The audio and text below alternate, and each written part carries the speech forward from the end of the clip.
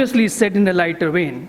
But this free-flowing advice might also generate some resistance to all advice. And there is another aspect to it. Some people actually feel that advising, telling, coaxing is very undemocratic. More so with the college going. Oh, they're adults and have every right to do what they want. You are nobody to tell them what is right or wrong, they claim. Then they complain. By doing so, you are limiting their choices, curtailing their liberties, and hampering the process of their growth as independent individuals. Actually, I see merit in both what was said jocularly as well as in this serious argument from democracy and liberty.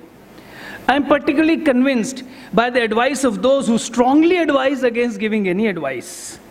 So I will certainly pay some heed to their advice, but not accept it in full, because if I did that, then their own thesis that one should not advise will fail, because then they will have already rendered some advice to me and imposed it on me.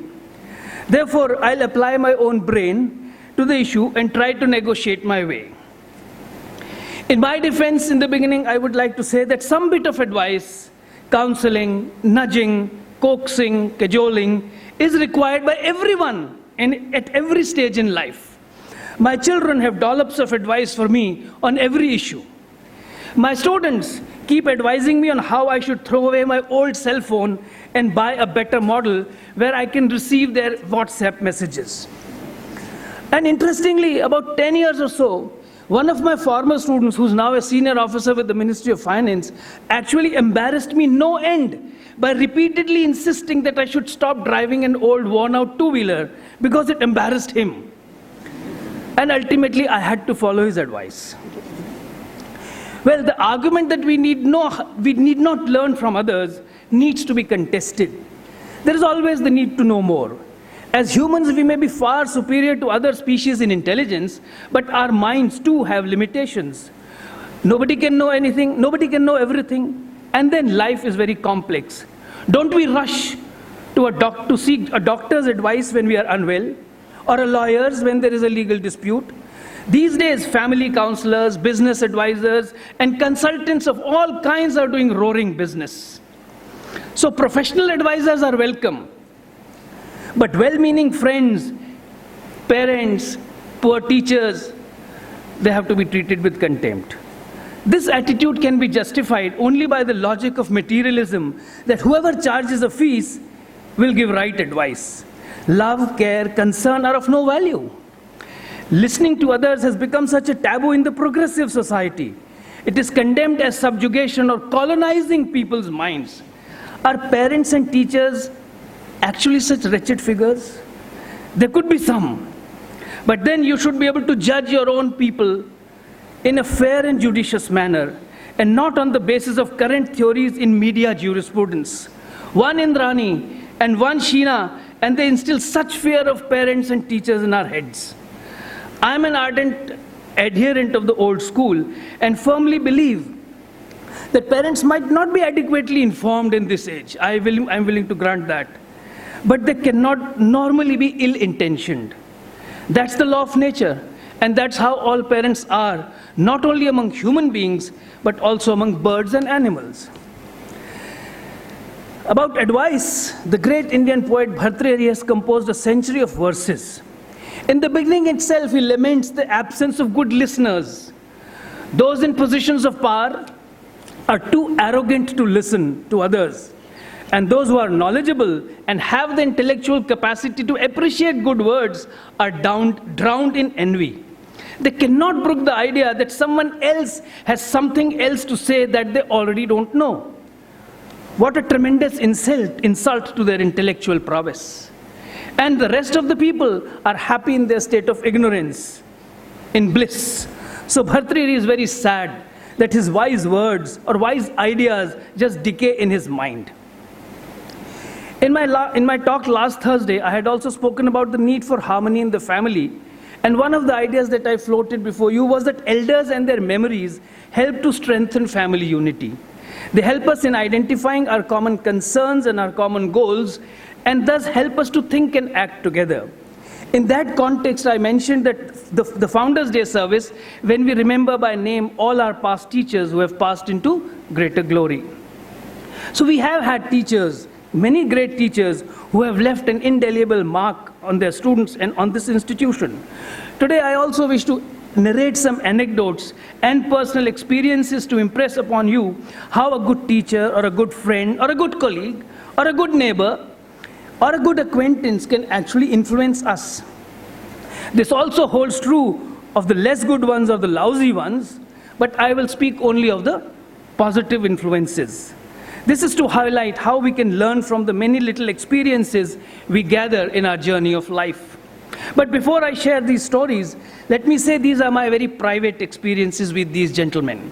Others might have had some other experiences. But one lesson that I have certainly learned is that one must learn one's own lessons. Do not be carried away by other people's opinions about people or things or events, anything. Secondly, human beings come as a package. They have merits, they have demerits. We can't have and should not expect to have perfect beings around us. But we can still learn our own lessons despite their normal human frailties. So I cherish, value, and treasure my lessons from these persons.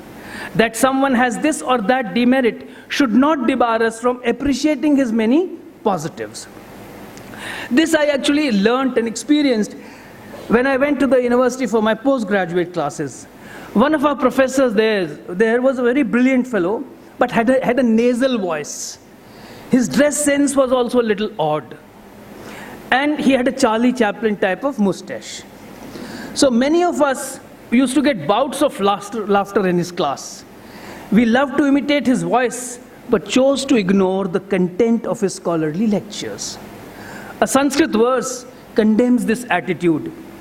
It says, a camel leaves soft leaves and shoots and licks the thorns. Or worse, it compares such a person or such an attitude with pigs, which will reject best of sweets, but eat garbage happily.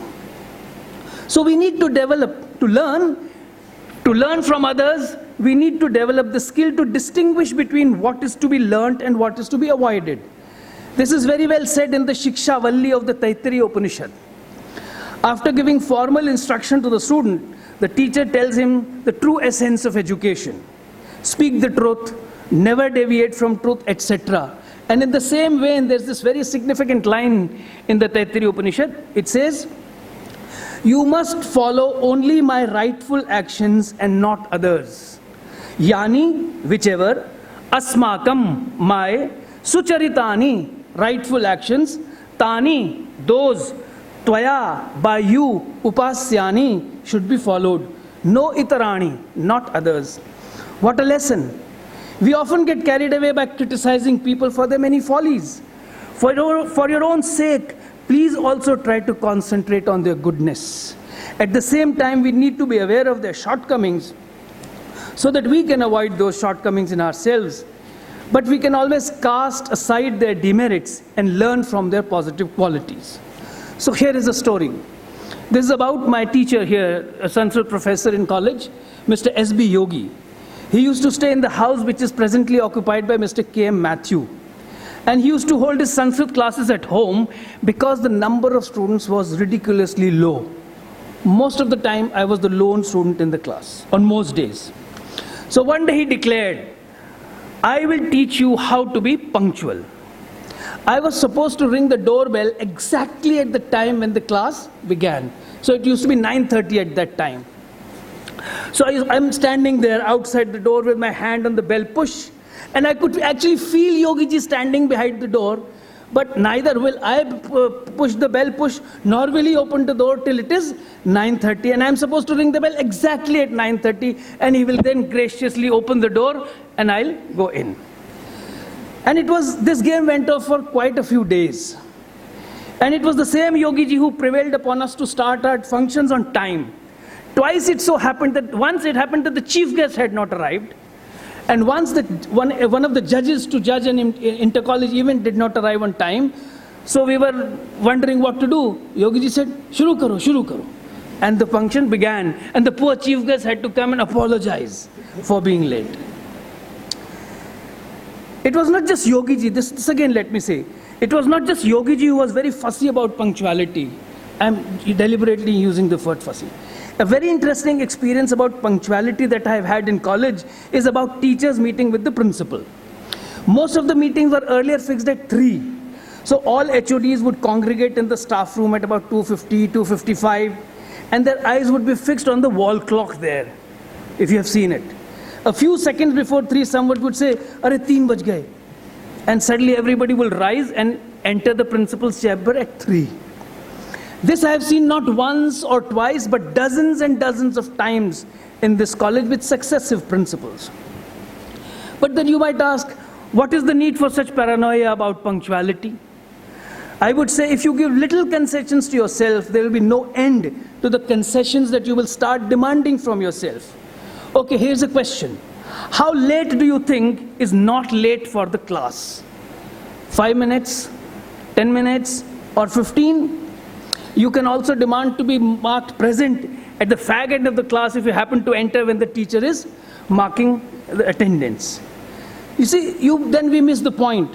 We are in what is called a regular college, which means teachers give lectures and we listen, take down notes, study, prepare our tutorials, get them examined, and so on. So college prepares us to write an examination. That's the underlying thesis, the most important idea. It's not like a correspondence school or a correspondence college. Here we teachers are equal stakeholders in your progress. Here the learning process is not complete without your teachers. Hence, you have to be present from the beginning to the end. So even a minute's delay is not desirable. Another anecdote that I have today is about Dr. Rajinder Kumar Gupta of the philosophy department. He is no more, but has given me a real good lesson to remember. And I must say it has actually helped me a lot on many occasions whenever I chose to remember it. There were occasions when I just forget the lesson. Once as a young lecturer, I got very angry with someone. Actually, it was not someone, but something very annoying about someone. I'm trying to justify myself.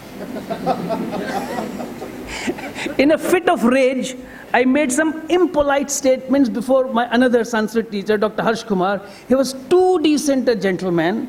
He just couldn't control me at that point of time. And the best he could do was to say, "Chalo, Dr. Gupta ke paas chalte hain." Okay, so even as I entered Dr. Gupta's room, I started off angrily again. Dr. Gupta said, "Bahut gussa aa raha hai." "Yes, sir," I said in the same angry tone. Just next 2 words from Dr. Gupta drilled forever into my head the need to keep one's calm and to discuss things gently. You know what he said? He said, "Kal aana. Come tomorrow." What a wonderful lesson. When we are angry, we obviously can't see sense. We can't even try to appreciate another's point of view. We only believe in the correctness of our own version of facts and theories. So if at all any dispute arises, be cool, take time, take a few deep breaths, sip some water, then engage with the other in a gentle fashion. I must also mention Mr. P.S. Dwivedi, lecturer in the Department of History.